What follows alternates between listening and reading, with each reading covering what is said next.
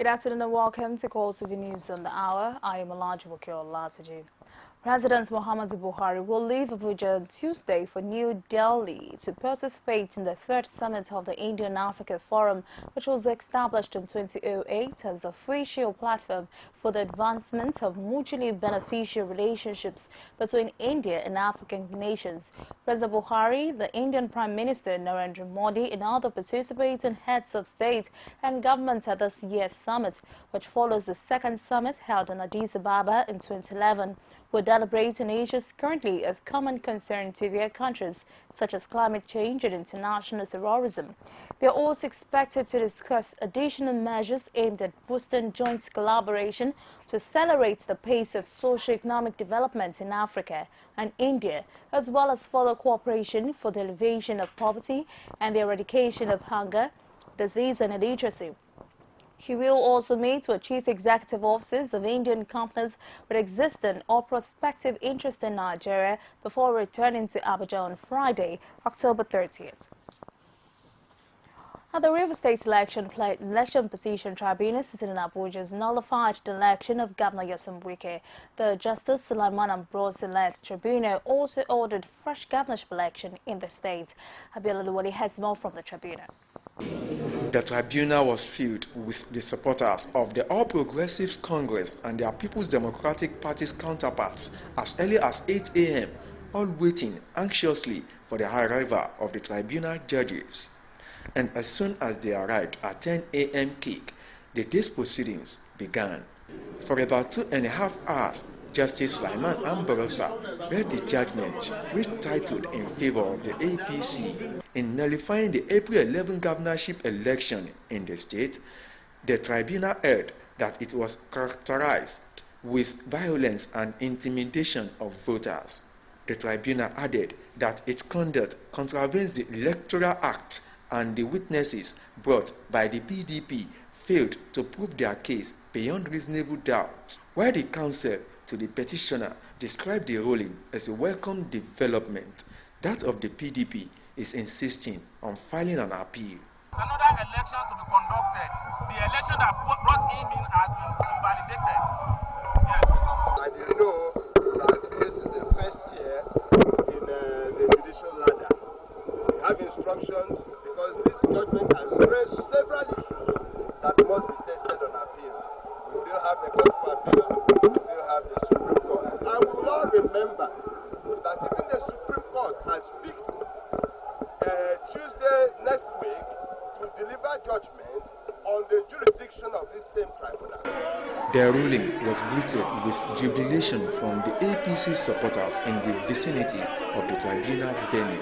My reaction is, praise the Lord! Praise the Lord! As supporters of the APC and the governorship candidates of the party in the 2015 governorship election in Rivers continues to jubilate over the judgment of the tribunal. The PDP are bound to take the case to the appellate court, the outcome of which Nigerians are waiting to hear. Abiola Luwali, CoreTV News, Abuja. Meanwhile, the People's Democratic Party and Governor Nyesom Wike of Rivers State have launched raids on the judiciary movement after the state's governorship election petition tribunal sacked Wike as Rivers State governor. The tribunal had said the election that brought the governor to power was characterized by malpractices and not held in substantial compliance with electoral laws. The party has declared that the judgment cannot stand, while Wike branded it as a gang-up against the people of Rivers State. PDP's National Public Secretary Olusegun snapped the verdict as completely bizarre and unacceptable. While the leadership of the House of Representatives has debunked claims that the appointment of chairman and deputies of committees was in favor of allies of Speaker Yakubu Dogara, Chairman House Committee on Media and Public Affairs Abdulrazak Nandas insisted in a statement that the appointment followed due procedures. He ordered that the distribution was fair to all parties and sections of the country. The House spokesman noted that although the two major parties have nearly the same number of committee chairmen, the All Progressives Congress has 54 deputy chairmen against 38 for the People's Democratic Party and the others. Nandas further maintained that the leadership of the House runs an all-inclusive administration where all Nigerians are expected to have a sense of belonging. The Chief of Army Staff, Lieutenant General Tiko Buratai, has set up a board of inquiry to investigate alleged involvement of officers and soldiers in partisan politics, especially during the April 11 elections. Buratai disclosed this on Saturday when he met with officers of the 1 Division of the Nigerian Army in Kaduna State, northwest Nigeria. He said the board would investigate the alleged unprofessional and unethical conduct of some army personnel during and after elections, especially their relationships with the political class. Lieutenant General Buratai explained that the essence of the probe is to prevent future unprofessional conduct by officers and men in the performance of the constitutional rules, stating that any officer found wanting in such unprofessional act would be punished according to military laws and ethics. Buratai also stressed the need for them to collaborate with other security agencies in the fight against insurgency and other related crimes against the country. Now, polio survivors in Nigeria want the authorities to do more to sustain efforts to make the country free of the killer childhood disease. Now, members of the Nigeria Polio Survivors Association made this demand on the sidelines of a walk organized by the group to mark the World Polio Day. Musabal Adidi is the president of the association. The team behind this is for us to create awareness about the polio in the world, because today is, tomorrow is the World Polio Day. Today is 24th, which is World Polio Day, and we believe in Nigeria we are wanting to celebrate this because we are being delisted, among the polio endemic country, and as well as Nigeria today is almost 15 months without polio in this country, which has never been, in existence before. So it's worth of celebration. That's why we're here as polio survivors to join this progress, this development, and to also solicit for Nigerians to give more support to the initiative of government by eradicating polio in this country. We'll take a quick commercial break. I'll be back on my stories. Please stay with us.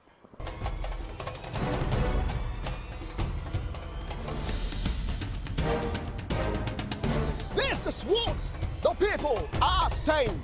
You don't run a big economy with generator. They need to do more in terms of energy and power. Many things to do for this Nigeria about lights, water, and new TT. For Nigerians that are not gullible, we know that good laws have done nothing good for this country. Buhari won the election convincingly. Talk to our husband that you should keep promise about what you said, and because people are watching you, another election is coming. Also, some people will strong for Yoruba land. Will be strong man. You don't die. This nation is moving forward. The best is going to take place. The people giving voice to the voiceless. Thank you for joining us again. And for more news and other programs, please visit our Facebook page at www.facebook.com/CoreTV News. You can follow us on Twitter, CoreTV News NG. Also visit our YouTube channel at youtube.com/CoreTV /the news. Now, the Lagos State government has urged citizens in the state to remain calm but very vigilant as the police and other security agencies intensify efforts to rid the state of hoodlums, armed robbers and suspected terrorists, speaking against the background of the arrest of 45 suspected Boko Haram members who allegedly planned to attack Dolphin Estate in Ikoyi. The state government expressed confidence in combined efforts of DSS, the police and other security agencies to keep the state free of terror attacks. The Commissioner for Information and Strategies, Steve Ayorinde, says the state government vowed not to relent in its constitutional duty to ensure safety of lives and property throughout the length and breadth of the state. Now, Bode Sado Olorujabo Road is a federal link road to most northern states in the country. What makes it significant is a threat to the lives of indigents and motorists to ply the 26 kilometers route. Authorities A 30-minute journey lasts 4 days and may never end for some who have lost their lives on the road. The affected in the area have appealed to the federal government to speed up reconstruction of the bad portions of the road and help save the lives of those still surviving. Now, Rashid takes us through the experience of the affected area. Bodesadu to Jeba Road is located within Moro local government area of Kwara North. This road happens to be one of the federal access roads begging for rehabilitation. The experience of motorists, especially heavy-duty vehicle drivers on the 26-kilometer highway portion of the road, has been one described as hell on earth with the daredevil traffic gridlock.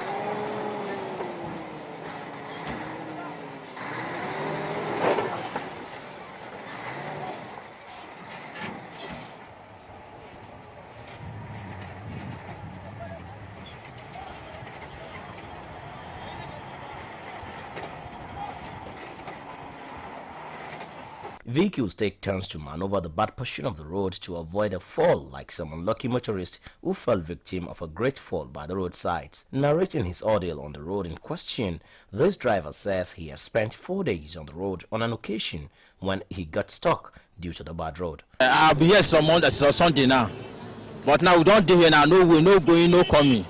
So we don't know what to do now. Maybe people can try to tell Oga Buhari she help us for this road. But we don't tire. Despite the huge risk involved, some of these drivers scooped fuel from one of the fallen truck carrying fuel to one of the northern states. On what has been the effects of bad roads to the economy, the Secretary of Jeba Council of Indigenes laments that most of the citizens find it difficult traveling home, as some of the programs and activities of the community has been either cancelled or postponed due to the hindrance posed on traveling.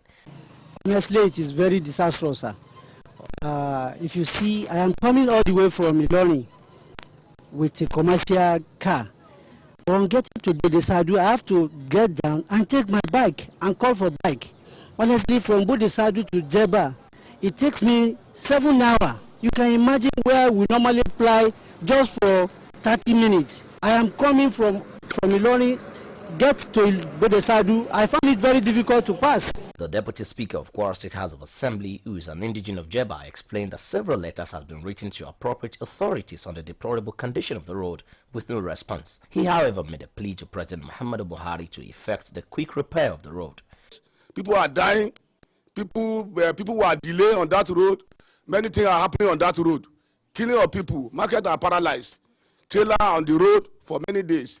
So I'm now seeing this opportunity to appeal to the president to please come to our rescue. This road is not for only people in Kwara here. It's for all the people are passing this road every day. It's a million. While the drivers claimed to have been losing economically, the indigenes lament loss of lives of their loved ones while plying the road and called for an urgent intervention to prevent further loss. Rashid, CoreTV News, Jeba, Kwara State. The Niger State government has announced plans to procure safety gadgets for all public buildings in all local government areas of the state. The Secretary to the state government, Shehu Danya, while speaking on Saturday at the meeting in Mina, Niger State capital, said the plan would reduce fire outbreaks in the state. He also says the state's government would commence training of officers who will man the equipment. Danya further disclosed that this would ensure that fire disasters are avoided in the future and the state will have less cases of fire outbreaks. Now, following the successful containment of the Ebola scourge in Nigeria, a book chronicling how the Lagos State government eradicated the pandemic has been distributed to the public. At the forum in Lagos, the former Governor of the State, Babatunde Raji-Fashola, teamwork and information dissemination are key to putting the Ebola scourge at bay permanently. Our correspondent Nathan Library has details of the book presentation. The report is presented from our studios. The World Health Organization, WHO, describes Ebola as a viral illness with symptoms like sudden fever, diarrhea, muscle pain, and a sore throat. It affects humans through close contacts with infected animals, human to human through infected blood, body fluids, or organs. The dreaded disease was brought into Nigeria last year by Liberian Patrick Sawyer, who flew to Nigeria to attend the conference. And in trying to combat the disease and restrict others from contracting it, the patient and the dutiful Dr. Stella Adadevo lost their lives. The WHO, in what has been described as a peculiar success story, declared Nigeria an Ebola-free nation, urging other countries faced with the challenge of containing the pandemic to learn from Nigeria's experience. The former governor of Lagos State says combating the virus was achieved through concerted efforts. That was a great team effort. It was a great national effort. It was a time when our national interests almost totally obliterated our political differences. Limitedly populated those rural areas where, especially in some parts of East and Central Africa, where the virus was first detected many years ago. The survival rates were so poor. While the spread of the contagious disease was being curtailed by medical experts, the government embarked on a publicity blaze to educate the public on how to avoid being affected by the Ebola virus. We showed courage, but courage didn't mean that we were not afraid. It was fair, but we couldn't jump ship because our jobs were to save lives. That's the primary responsibility that we have. It's a constant battle between what I call wellness and illness. And for wellness to win, there are certain things that we ourselves must do. Our sanitary habits must improve. The editor of the book shares his enthusiasm in writing a remarkable book on the deadly scourge. Record's sake, and in order to boost the knowledge base of the citizenry, we decided to come out with this because you know that, as they say, that all knowledge is historical. Now that the outbreak is officially over in Nigeria, it is expedient to continue to be vigilant to check suspected case or cases of any deadly diseases by keeping our environment clean and staying healthy.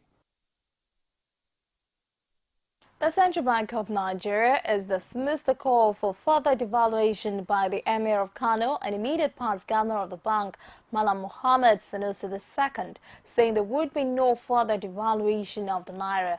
Sanusi on Friday had faulted the decision of the CBN and the federal government not to further devalue the naira and also to retain fuel subsidy. Now outside Nigeria, Tanzania is holding its most tightly contested general elections as a new opposition coalition tries to end the governing party's 54-year grip on power. Opinion polls have put the governing Chama Duduze party ahead, but the result is expected to be close. Now, 4 opposition groups are backing one candidate. A former prime minister in the presidential race, President Jakaya Kikwete, who is standing down after 2 terms, has called for peace ahead of the election, added that anyone who tries to cause trouble will be dealt with. Now, Tony Blair has apologized for mistakes made over the Iraq war and said there were elements of truth to claims the war caused the rise of Islamic State. The ex-PM says in a quote, those of us who removed Saddam did bear some responsibility for the situation in Iraq today. But he further defended the invasion, saying it was hard to apologize for removing Saddam Hussein and that Iraq might have become like Syria otherwise. Now, Scottish First Minister Nicola Sturgeon said it was a blessed operation. Blessed comments come shortly before Sir John Chollet announces a timetable for the completion of his inquiry into the war. And from soap stories and sports, Manchester City manager Manuel Pellegrino has defended his club's fans after a UEFA disciplinary case was opened against them for booing the Champions League anthem. City will attend a hearing next month after the incident, which took place before Wednesday's 2-1 win against Sevilla at Etihad Stadium. Last year, City fan group led a protest against European football governing body after 650 Moscow supporters gained access to the Khimki Arena for their Champions League game, despite the Russian club being ordered to play it behind closed doors. Pellegrino also told the news conference that he had a good working relationship with Manchester City captain Vincent Kompany, a surprise omission from the City's starting lineup against Sevilla. Company remained on the bench and Turkey replaced match winner Kevin De Bruyne in injury time, with Nicolas Otamendi and Eloquent Mangala named as the heart of the home defense. Jose Mourinho refused to address the media after Chelsea's 2-1 derby loss to West Ham on Saturday after being sent to the stands by the referee at half-time. Chelsea's nightmare season went from bad to worse. Nemanja Matic was sent off in the first half for 2 bookable offences, but Mourinho's men already trailing to Mauro Zarrate's goal. The second yellow came directly after a disallowed Chelsea goal that seemed legitimate and following an earlier incident when goal line technology ruled out another effort that did not quite cross the line. Mourinho has already earned himself a fine and a suspended stadium ban for repeatedly claiming officials have a vendetta against him and his team. That is a wrap on CoreTV News on the Hour. Thanks for watching. I am Olajumoke Olatuji. Good afternoon.